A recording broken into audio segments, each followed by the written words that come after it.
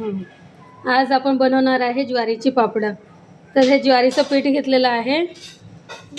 हे पीठ भिजवून रात्रभर तसंच ठेवून द्यायचं.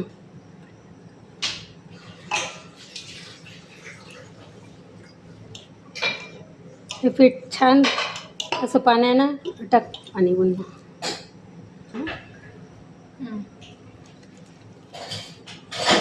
हे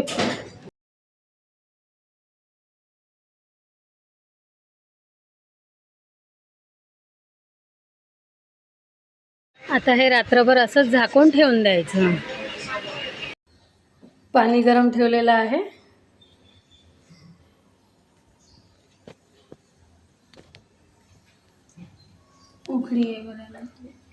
पाणी उकळी येईपर्यंत झाकून छान उकळी येऊ द्यायचं पाण्याला.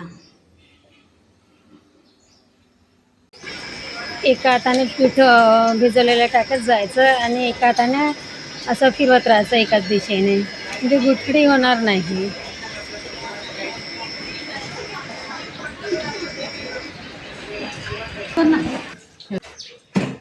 त्यामध्ये टाकूया चवीनुसार मीठ आणि तीळ.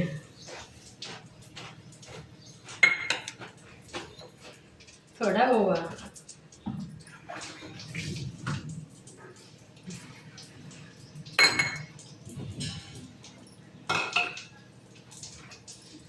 लाल मिरची मिक्सरमध्ये बारीक करून ते पण टाकली. पापडाचं सारण पातळ असल्यामुळे ते एक चमच टाकल्यानंतर असं टच केल्यानंतर गोल होऊन जातो. आणि सारण जर घट्ट असेल तर तो पसरवत राहावं लागतं. आणि पातळ असल्या सारण तर पापडही पातळ होतात छान. अशा प्रकारे आम्ही हे पापड सर्व करून घेतले. आणि सारण हे छान शिजू द्यावं लागतं. छान शिजल्यानंतर तुकडे पडत नाही आणि पापड छान निघतो. आपण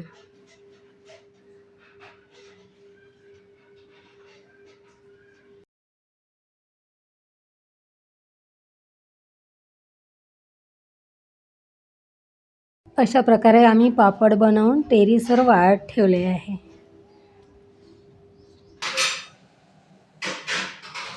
पापड वाढत आहे. तारावर थोडेसे सुकल्यानंतर तारावर आम्ही ठेवून दिले असे. आणि हे काही पापड काढले.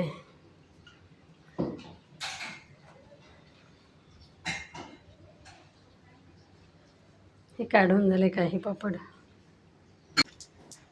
जागेच्या अभावी तारावर पापडाचा कपडा टाकलेला आहे. आणि आता हे ओले झाले आहे. ओले झाल्यानंतर आता हे सहज असे निघून जातात.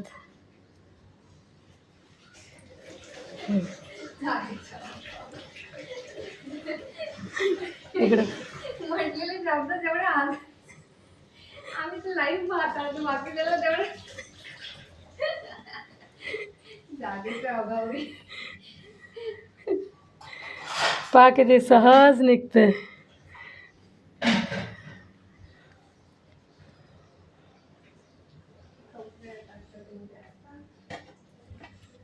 आणि हे जसे काढले असे काढल्यानंतर जसे काढले तसेच ठेवायचे आहे.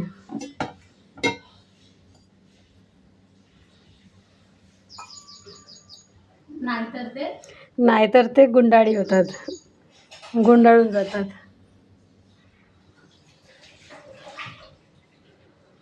गुंडाळलं जाते.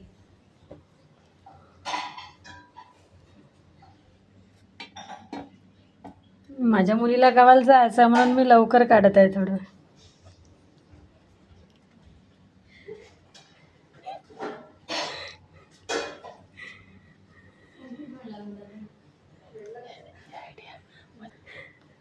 तारावर टाकून काढायची आयडिया माझ्या सुनबाईची आहे.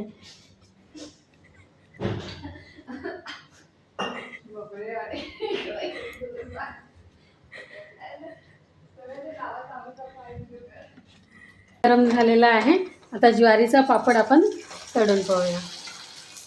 इथे छान फुलला आहे आणि पातळ असल्यामुळे लवकरच तळून पण होतात.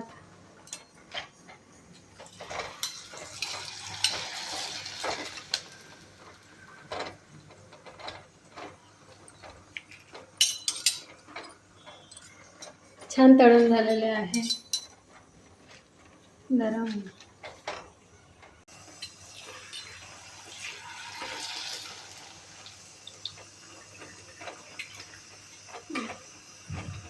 ज्वारीचा पापड आपल्याला भाजून पण घेता येतं.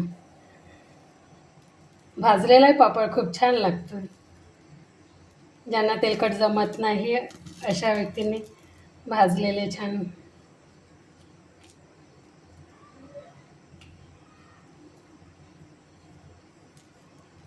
तयार आहे आपले ज्वारीचे पापड. तयार आहे ज्वारीचे पापड. हे भाजलेले पापड आहे आणि हे तळलेले.